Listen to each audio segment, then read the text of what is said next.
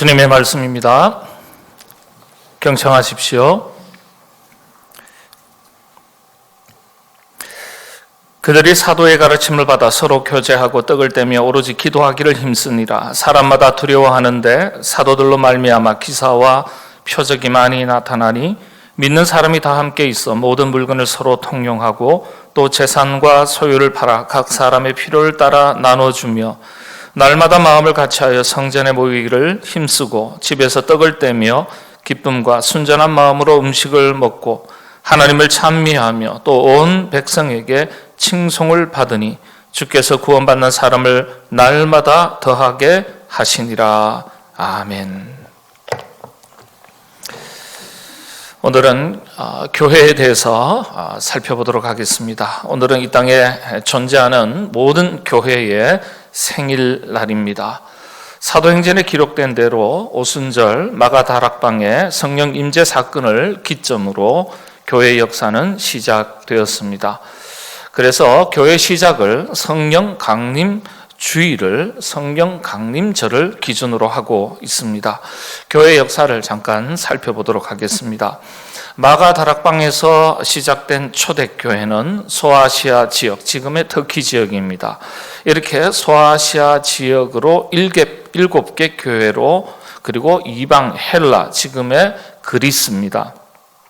그리스의 여러 지역의 교회로, 그렇게 교회 역사는 나뭇가지처럼 뻗어 나갔습니다.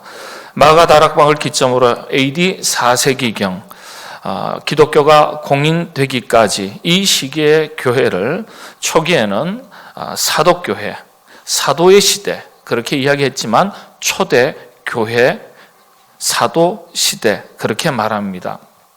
교회를 지칭할 때는 초대교회라고 말합니다. 그 이후의 교회를 교부시대 교회라고 말합니다. 특별히 마가다락방 교회를 시작으로 사도들이 중심이 되었던 시기를 가장 이상적인 교회상을 보여주었던 시기라고 평가를 하고 있습니다. 물론 초대교회에도 각종 이단과 교회 내 문제들이 부분적으로 있었지만은 그럼에도 불구하고 복음의 확장이라는 그런 관점에서 볼 때 가장 이상적인 교회상을 보여주었다. 그렇게 평가하고 있습니다. 그래서 이 시기의 교회의 특징을 가리켜서 한마디로 정의할 때 사도행전적 교회다. 그렇게 말합니다. 정의를 합니다. 다시 이 말씀의 의미를 보면 복음 전도의 폭발적인 열정과 열매가 나타났던 것을 의미하는 것입니다. 그 이후에 지금까지 약 2000년 역사가 흘렀지만은 지금도 가장 이상적인 교회상을 정의할 때 누구나 할 것 없이 사도행전적 교회라고 그렇게 말합니다. 요한계시록을 기준으로 할 때 이 땅에는 4종류의 교회가 있습니다. 어떤 교회겠습니까? 첫 번째는 칭찬받는 교회가 있습니다. 그리고 두 번째는 욕먹는 교회가 있습니다. 책망받는 교회죠. 세 번째는 잊혀진 교회입니다.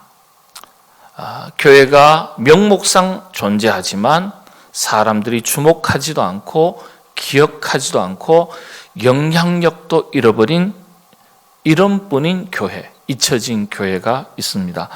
그리고 세 번째는 없어진 교회입니다. 사라진 교회. 이렇게 4종류의 교회가 있습니다. 자, 그렇다면 칭찬받는 교회, 칭찬받는 그리스도인들을 가리키죠. 어떤 것일까?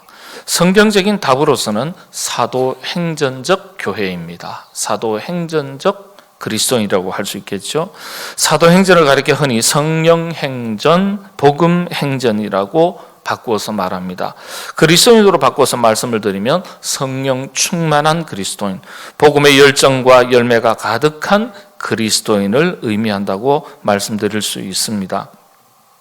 자, 그렇다면 더 구체적으로 이 사도행전적 교회란 어떤 교회일까? 오늘은 이 질문을 가지고 말씀을 살펴보도록 하겠습니다. 결론부터 말씀을 드리면 주님께 칭찬받은 사도행전적 교회는 3가지 특징이 있습니다. 47절 우리 하나님 말씀 가운데, 오늘 본문 말씀 가운데 47절 끝부분입니다. 하나님을 찬미하며 또 온 백성에게 칭송을 받으니, 칭찬을 받으니 주께서 구원받는 사람을 날마다 더하게 하시니라. 이 단어에 주목하실 필요가 있습니다. 날마다 더하게 하시니라. 구원받는 사람들의 수가 날마다 더해갔다는 뜻입니다. 열매가 더해갔다는 뜻입니다. 열매가 더해가기 위해서 그렇다면 필요한 것이 어떤 것이겠습니까? 무엇을 더해야 하겠습니까? 세 가지입니다. 이것이 사도행전적 교회의 세 가지 특징에 해당합니다. 첫 번째는 열정이 있는 교회입니다. 열정. 여러분, 성령 강림주의를 기점으로 교회가 시작되었다 말씀드렸습니다. 성령 임재 사건에 주목해 볼 필요가 있습니다. 성경은 성령님의 임재에 대해서 이렇게 증언하고 있습니다. 사도행전 2장 1절에서 3절인데요.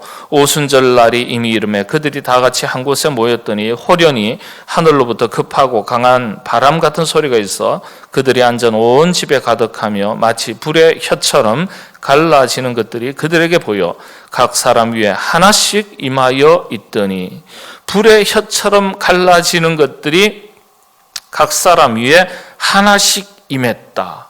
불의 혀. 불과 같이 임했다고 성경은 증언하고 있습니다. 왜 성령님의 임재를 불로 설명하는 것일까요? 여러분, 불의 가장 큰 특징은 어떤 겁니까? 뜨거움이에요. 빛과 열이에요.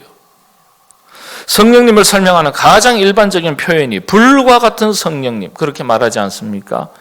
이건요, 곧 그리스도인들의 열정에 비유되는 것입니다. 복음의 열정. 열정을 이 성경의 언어로 바꾸면 그게 성령 충만입니다. 곧 성령 충만한 교회, 성령 충만한 그리스도인들이에요. 여러분, 초대교회 성도들은요, 남다른 열정이 있었습니다. 박해받던 시절, 그럼에도 불구하고 모이기에 힘썼습니다. 그리고 찬양했습니다. 모이기 어려운 환경 가운데서 도저히 찬양할 수 없는 조건 속에서도 찬양했다 했습니다. 신구약 성경에 기록된 찬양, 찬미라는 단어는 감사라는 단어와 어원이 같습니다. 감사했다는 거예요. 감사할 수 없었던 박해받던 시절에, 모이기 어려웠던 그런 시절에 찬양했다, 감사했다. 초대교회는요, 이렇게 뜨거움이 넘쳐 흘렀습니다. 한마디로 열정이 가득했습니다. 무엇을 하더라도 열정이 있어야 열매가 있습니다. 열정이 있으면요, 웬만한 장애물을 가로막지도 못합니다. 그렇기 때문에 열심히 모이고 자기의 것을 나누고 하나님께 감사하고 찬양했던 것입니다. 이런 열정의 결과가 어떤 것입니까? 그게 바로 47절의 끝부분에 기록된 말씀이에요. 구원받는 사람이 날마다 되어가는 것. 교회는 사람을 남기는 곳입니다. 사람이 열매예요. 교회와 그리스도인들의 최종의 열매는 곧 사람입니다. 하나님께서 교회를 평가하실 때, 사람을 평가하실 때, 우리 그리스도인들을 평가하실 때 뭐라고 말씀하셨습니까? 열매로 평가하시겠다 하셨어요. 열매로. 그 열매가 어떤 열매입니까? 사람 열매입니다. 결국은 열매는요, 이 열정의 문제와 연결되어 있습니다. 성경은 이 믿음의 열정에 대한 얘기가 곳곳에 녹아나 있습니다. 정확하게 성경이 설명하고 있습니다. 마태복음 11장 12절의 말씀에 보면 세례 요한의 때부터 지금까지 천국은 침노를 당하나니 침노하는 자가 빼앗느니라 그랬어요. 침노한다. 이게 무슨 뜻일까요? 열정을 가지고 도전하는 사람에게 하나님의 나라가 임한다는 거예요. 하나님의 나라의 핵심이 뭡니까? 구원받은 하나님의 백성의 수가 더해간다는 뜻이에요. 침노라는 표현을 썼습니다. 공격, 침략이라는 아주 과격한 단어를 썼습니다. 이건 열정을 말하는 거예요. 무엇을 해도 열정이 있는 것과 없는 것에는 큰 차이가 있습니다. 공부를 해도 그렇습니다. 일을 해도 그렇습니다. 서로 다른 결과를 낳습니다. 신앙생활도 마찬가지입니다. 신앙도 열정 있는 신앙이 하나님의 은혜를 먼저 경험합니다. 먼저 얻고 누립니다. 하나님의 축복을 먼저 쟁취합니다.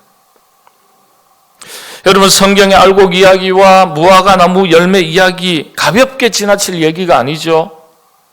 마태복음 3장 12절의 말씀에 이런 말씀이 있습니다. 알곡은 모아 곡간에 들이고 쭉정이는 어떻게 해요? 꺼지지 않는 불에 태우시느니라. 주님의 말씀을 우리는 무겁게 받아들여야 돼요. 무화과 나무 이야기가 또 어떤 의미입니까? 열매 얘기입니다. 구하실 때 열매가 없었던 무화과 나무 곧 말라 버렸습니다. 마태복음 2장 19절에 21장 19절의 말씀입니다. 영원히 열매를 맺지 못하게 될 것이라 그렇게 말씀하셨습니다. 열매 없는 인생을 가리키는 겁니다. 소아시아 교회들 중에 에베소 교회를 향하신 요한계시록의 말씀도 마찬가지죠. 계시록 2장 3절에서 4절 말씀입니다. 너를 책망할 것이 있나니 너의 처음 사랑을 버렸느니라. 사랑이 식었다는 거예요. 열정이 식었다는 거예요. 열정이 사라졌다는 거예요. 라오디게아 교회에게는 무엇이라고 말씀하셨습니까? 3장 15절이죠. 요한계시록. 내가 너의 행위를 아노니 네가 차지도 더웁지도 아니하도다. 네가 차든지 뜨겁든지 하기를 원하노라. 열정을 회복하라는 거예요. 열정. 이처럼 성경은 열정을 잃어버린 신앙에 대해서 매우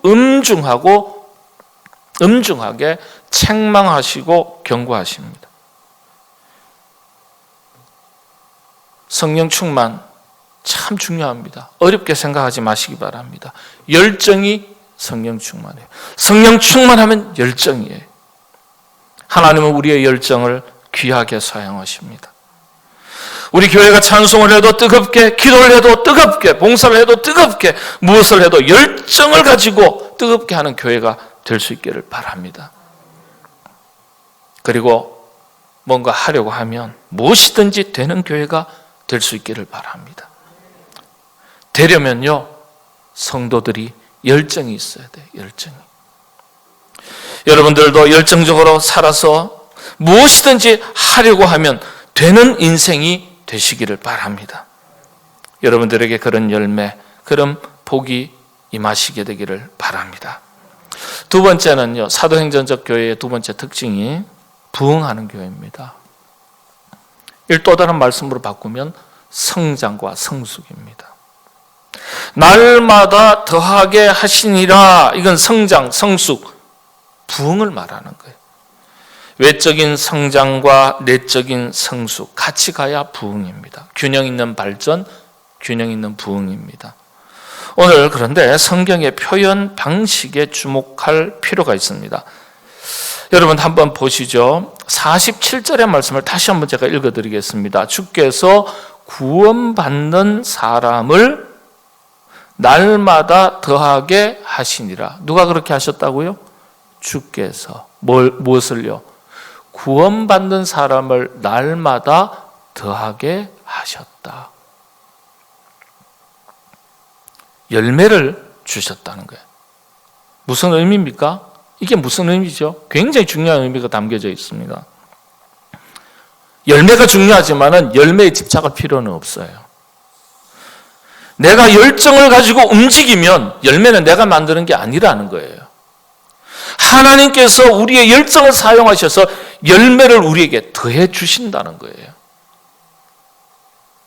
초대교회 성도들이 열정을 가지고 움직이니까 하나님께서 주님께서 열매를 주셨다. 이런 어법을 사용하신 거예요. 열매를 얻었다가 아니에요. 성경의 헬라 원문을 보니까 프로스티템이라는 단어를 썼어요. 프로스티템이 더 주다 이런 뜻이에요. 더 주다. 열정을 가지고 사랑을 베풀고 기도하고 모이기에 힘쓰니까 하나님께서 그런 열정을 보시고 뭘 더해 주셨다고요? 구원받는 사람들을 더해 주셨다는 거예요. 성경은 한 단어도 그냥 사용하지 않았습니다. 기가 막힌 어법을 사용하셨어요. 열정은 여러분 우리 몫입니다. 그런데 열매는 하나님 소관이에요. 우리 교회는 날마다 되어가는 교회가 될 수 있기를 소원합니다. 외형적인 성장은 물론이고 온 성도들의 내적인 영적인 성숙도 함께 자라갈 수 있기를 바랍니다. 그래서 날마다 주님께서 더해주시는 열매가 점점 더 많아지는 풍성한 교회가 될 수 있기를 바랍니다. 하나님께서 더해주시는 열매가 교회만이 아니라 온 성도들의 가정 위에, 생업의 터전 위에, 자녀들의 삶 가운데 하나님께서 그 열매를 또한 더해주시기를 바랍니다. 여러분, 내적인 외적인 성장과 성숙이 다 중요해요. 왜 그렇습니까? 성장한 만큼, 성숙한 만큼 쓰임받기 때문에 그렇습니다. 쓰임받기 때문에. 성장과 성숙은 하나님께서 우리 교회를 사용하실 때, 그리고 저와 여러분을 사용하실 때 바로 바로미터, 기준이 됩니다. 열정이 없으면 뭐라고요? 하나님께서 쓰실 수가 없는 거예요. 성장과 성숙이 이루어지지 않았으면 하나님 쓰실 수가 없는 거예요. 영국 속담에 늘 말씀드리지 않습니까? 망아지는 부려먹지 않는다. 성장하지도 않고 성숙하지도 않고 훈련되지도 않는 사람도 그런 말은 쓰지 않는다 그랬어요. 하나님도 마찬가지입니다. 자, 그런데 성장과 성숙 이전에 또 어쩌면 더 중요한 또 다른 기준, 전제 조건이 하나 있습니다. 그게 무엇이냐? 바로 건강성에 대한 문제예요. 건강성에 대한 문제. 건강하게 성장해야 합니다. 건강하게. 교회도 건강하게 성장해야 돼요. 여러분, 암도요, 놀라울 만큼 자라나요. 퍼져요. 암의 입장에서 볼 때는 성장하는 거예요. 그게 건강한 건가요? 그렇지 않습니다. 성도들도 마찬가지입니다. 교회가 마찬가지입니다. 영적으로 건강하게 살아야 영적 성장과 성숙이 뒤따라가는 거예요. 우리 교회도 온 성도님들도 영적으로 건강하면 성장의 열매가 반드시 뒤따라오게 되어 있다는 사실을 꼭 기억하시길 바랍니다. 그런데 또 성장과 성숙을 위해서는요, 또 뭐가 필요하죠? 반드시 자양분이 필요합니다. 자양분. 제가 집에 조그만한 화분을 놓고 물을 주고 거름을 줍니다. 잘 자라요. 네, 잘 자라요. 물만 주면 시원찮아요. 영적인 건강 상태에 그렇다면 자양분이 뭘까요? 예배 생활입니다. 말씀과 기도, 성도의 교제, 이게 자양분이에요. 여러분, 자양분이 없는데 우리 안에서 어떻게 영적인 성장과 성숙이 이루어질 수 있겠습니까? 성장과 성숙이 없는데 어떻게 열매가 있겠습니까? 우리 삶에 무슨 열매를 얻고 누리겠습니까? 여러분, 오늘 본문 말씀에 46절 보시면 날마다 마음을 같이하여 성전에 모이기를 힘쓰고 집에서 떡을 떼며 기쁨과 순전한 마음으로 음식을 먹고, 열매가 날마다 되어가는 영적인 비결이에요. 날마다 마음을 같이 하니까, 성전에 모이기를 힘쓰니까. 성전에 모인다는 게 무슨 뜻입니까? 예배와 교제, 예배와 교제. 두 가지는 같이 가는 거예요. 마음을 같이 하기 위해서 모여야 하고, 모여야 마음을 같이 할 수 있는 거예요. 이것이 교회 내 다른 모든 사역으로 이어지는 겁니다. 코로나19는 여기에 심각한 도전을 주었습니다. 바로 모이기를 어렵게 만들었다는 점이에요. 단순한 질병의 차원으로 이해하시면 안 돼요. 영적인 차원으로 받아들이셔야 돼요. 어쩔 수 없다고 생각하지 마시기 바랍니다. 어떤 이들에게는 어쩔 수 없는 일처럼 보여도 어떤 이들에게는 지혜롭게 피해가며 어쩔 수 있는 일로 만드는 사람도 있어요. 전국의 초중고등학교가 부분적으로 1, 2학년, 이번 주에는 이제 3, 4학년 지난주에는 고2, 이제 중3, 이제 뭐 고등학교 3학년들도 마찬가지겠죠. 전국의 학교의 97%가 등교 개학을 했습니다. 거의 91만이죠. 학부모님들이 불안해하면서도 학교가 잘 관리해 주겠지 하는 믿음으로 어쩔 수 없이라도 자녀를 학교에 보냅니다. 어쩔 수 없는 마음으로 보내는 경우가 대단히 많은 것 같습니다. 왜냐? 안 보내면 안 되니까. 그런데 왜 교회는 안 가면 안 되는 곳으로 생각하지 않으시죠? 교회도 보내주면 교회가 잘 관리할 텐데, 아니 하나님께서 관리하실 텐데 못 믿으시는 것 같아요. 그런데 학교는 불안해하면서도 보내도 교회는 갈 수도 있고 안 갈 수도 있다고 생각합니다. 학교보다 못한 교회가 무슨 교회입니까? 어떤 이들에게는 학교는 반드시 가야 할 것이고 교회는 선택의 여부에 따라서 가는 곳이 될 수도 있고 안 가는 곳이 될 수도 있다는 것.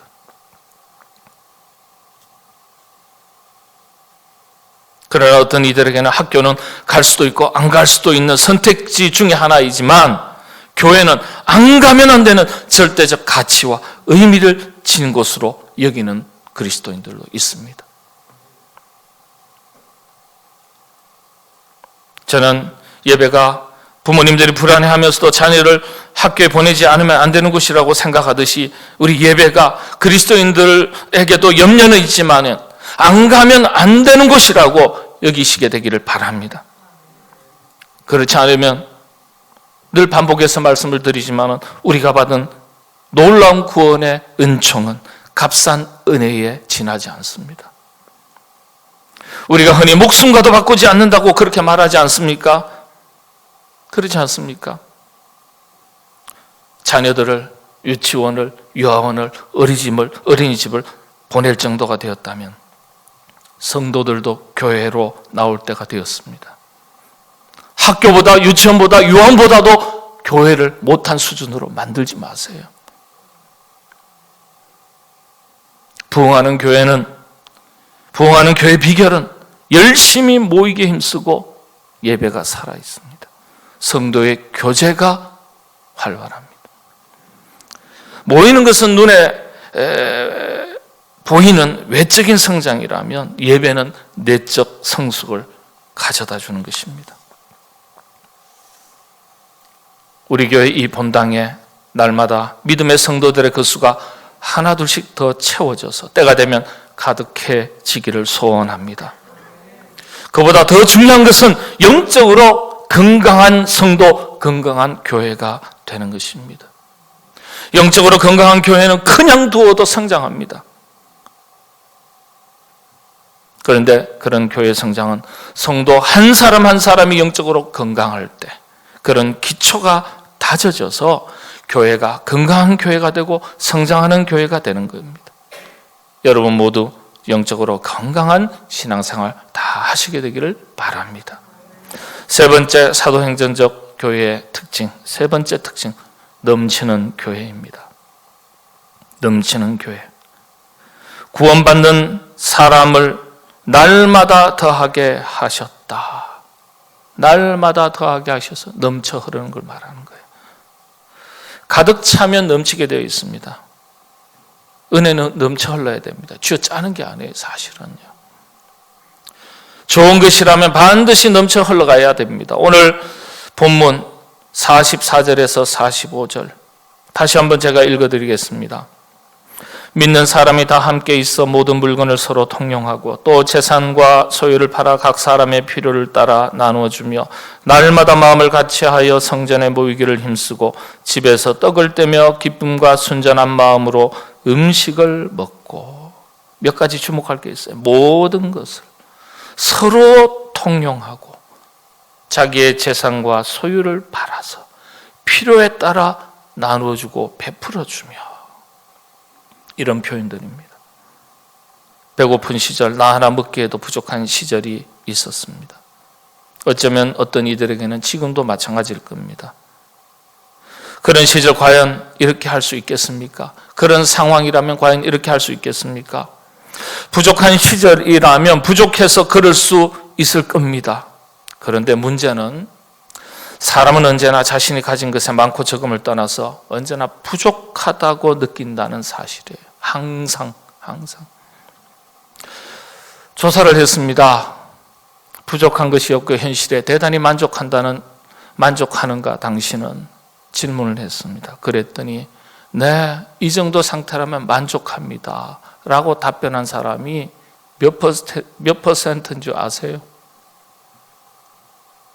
2%에 불과해요. 2%에 불과해요.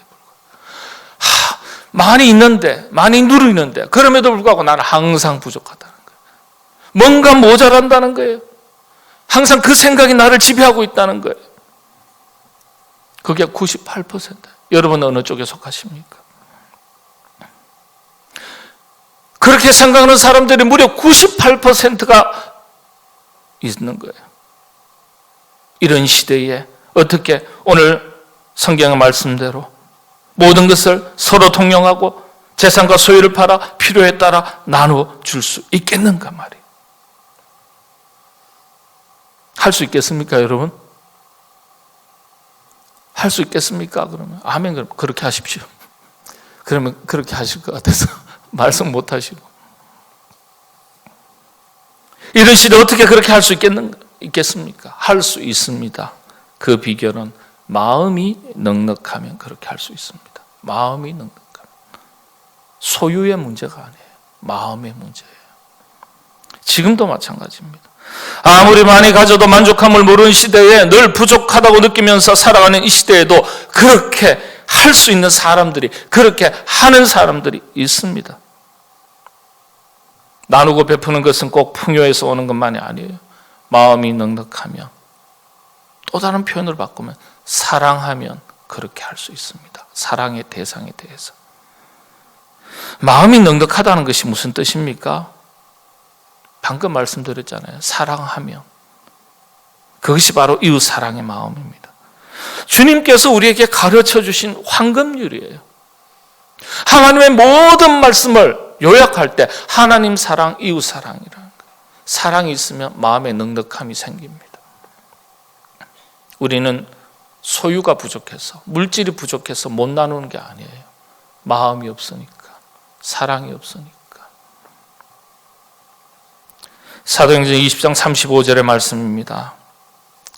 범사에 여러분에게 모본을 보여준 바와 같이 수고하여 약한 사람을 돕고 또 주 예수께서 친히 말씀하신 바, 주님께서 말씀하신 거예요. 주는 것이 받는 것보다 복이 있다 하심을 기억하여야 할지니라. 복을 싫어하는 사람 아무도 없습니다. 복은 받아야 합니다. 여러분 복 많이 받으시게 되기를 바랍니다. 그런데 그 복을 받으려면 복 받을 말을 하고 복 받을 짓을 해야 돼요. 그래야 그 복이 내게 임하는 겁니다. 주님은 나누고 베푸는 것이 복이라고 가르쳐 주셨습니다. 이건 복 받을 일입니다. 우리 교회가 나 아닌 다른 성도들, 다른 교회들, 어려운 교회들, 어려운 형편의 이웃들에 대해서 나누고 베푸는 일에 더욱더 넘치게 할 수 있는 우리 교회가 될 수 있기를 바랍니다. 그래야 자랑이 됩니다. 그래야 하나님께서 기뻐하시는 거예요. 그래야 세상 사람들에게도 칭찬받습니다. 칭찬받아요. 47절 말씀 다시 한번 보십시오. 하나님을 찬미하며 그랬습니다. 또 뭐라고요? 온 백성에게라고 했습니다. 믿는 사람들에게만이 아니라 믿지 아니하는 다른 모든 백성들에게도 칭송을 받으니 칭찬받았다는 거예요. 칭찬받았다.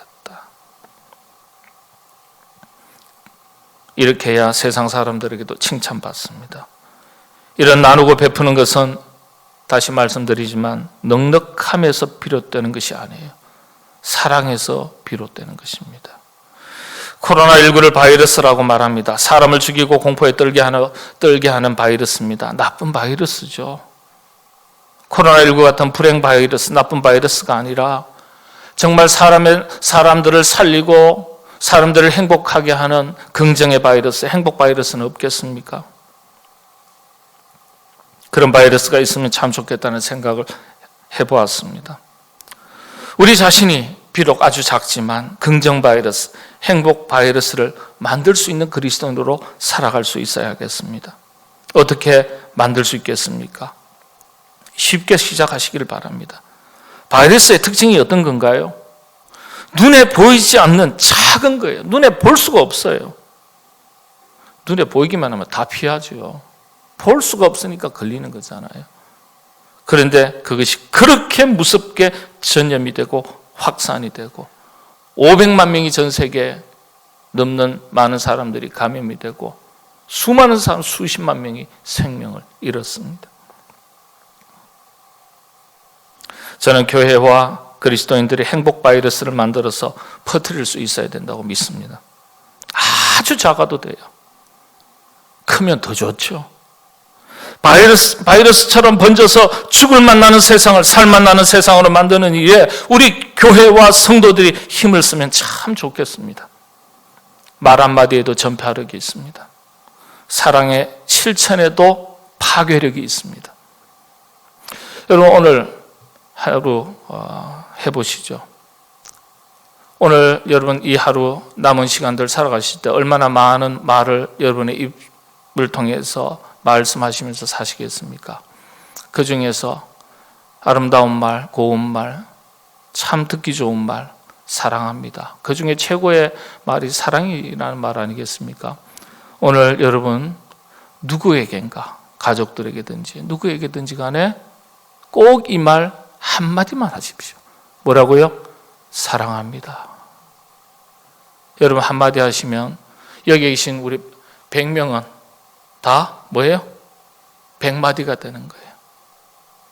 그 말이 누구에겐가 들려져서 그분이 또다시 한마디만 더 사랑합니다라고 옮겨만 주신다면 어떻게 되겠어요? 200마디, 300마디 쫙 퍼져나갈 거예요. 비록 하루 종일 수만 마디의 말을 하지만은 이 한마디는 극히 있으나 마나 할 정도의 작은 거예요.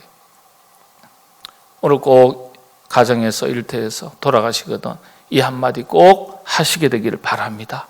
이게 행복 바이러스, 긍정 바이러스예요. 다른 사람을 기분 좋게 하는 바이러스. 사랑합니다. 우리 옆에 분, 좌우에 계신 분들과 하겠습니다. 사랑합니다. 감사합니다. 예, 사랑합니다. 예, 오늘 교회 안에서 하셨으니까 교회 밖에서 하세요. 숙제입니다. 그런 마음으로 저는 다른 이들을 돕는 일에 여러분이 동참해 주시기를 부탁을 드립니다. 비록 작더라도 여러분 마음이 가면 몸도 가고 물질도 가고 다 따라가는 거 아니겠습니까?